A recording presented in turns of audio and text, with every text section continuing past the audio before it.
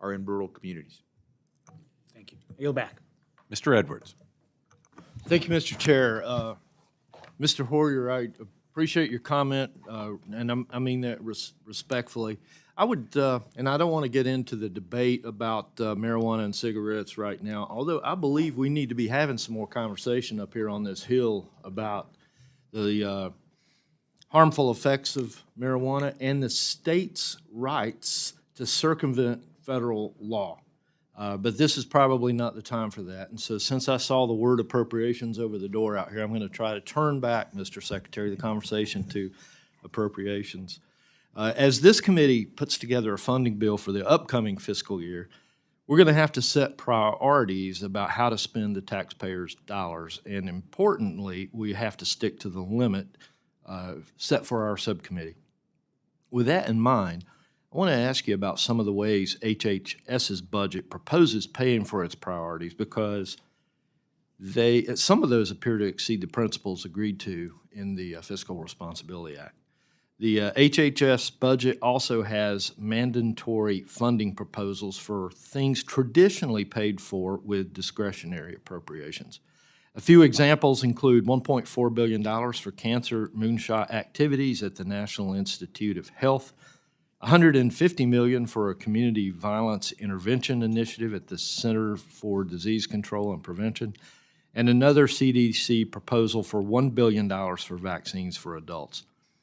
Why, Mr. Secretary, did the administration propose these expansions to the mandatory side of the budget, especially given the warnings that we hear from the CBO about the projected growth in mandatory spending and what it means to our growing debt?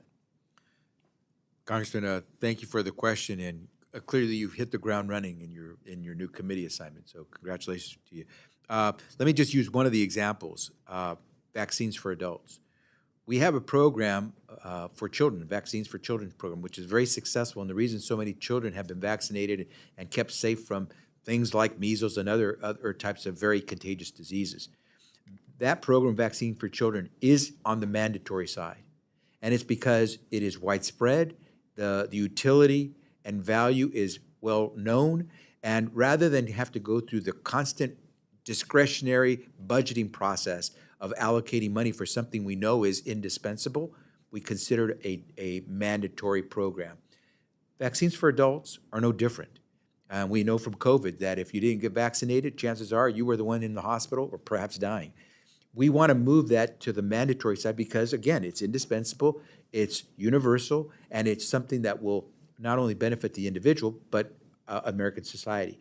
And so the purpose of moving some of these programs into on the mandatory side is because there's a clear value in not having to go through the yearly exercise of saying you'll allocate dollars for a very worthwhile purpose. And so to follow up exactly what would that value be? Do you not think that the taxpayers deserve to have this dialogue and to have the expenditures questioned year after year? Why should we just take for granted that carte blanche for perpetuity that we'll spend these mandatory dollars? Yeah, Congressman, having served where you are for 24 years, you have that opportunity to have that discussion. In fact, you have the right, not just the opportunity, to actually change that so that it won't be a mandatory program, or it will become a mandatory program. That's the purpose of these hearings and your debates. You all decide if it's a mandatory or discretionary program. We live by your direction, and we'll try to make sure that we provide the type of services that you expect. But honestly, you all the reason the adult vaccination program is not mandatory is because Congress has not yet decided to do so.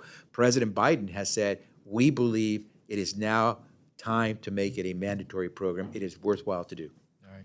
Thank you. I'd just like to make a comment to the chair and to the rest of the committee that I would resist adding any more mandatory spending to our budget. I think every dollar should be challenged with every budget. So, thank you. With that, I yield back. With a final statement, I want to recognize the ranking member, DeLauro. Thank you so much, Mr. Chairman. I really appreciate the opportunity. Just one or two observations. I think we've got a task cut out for us on this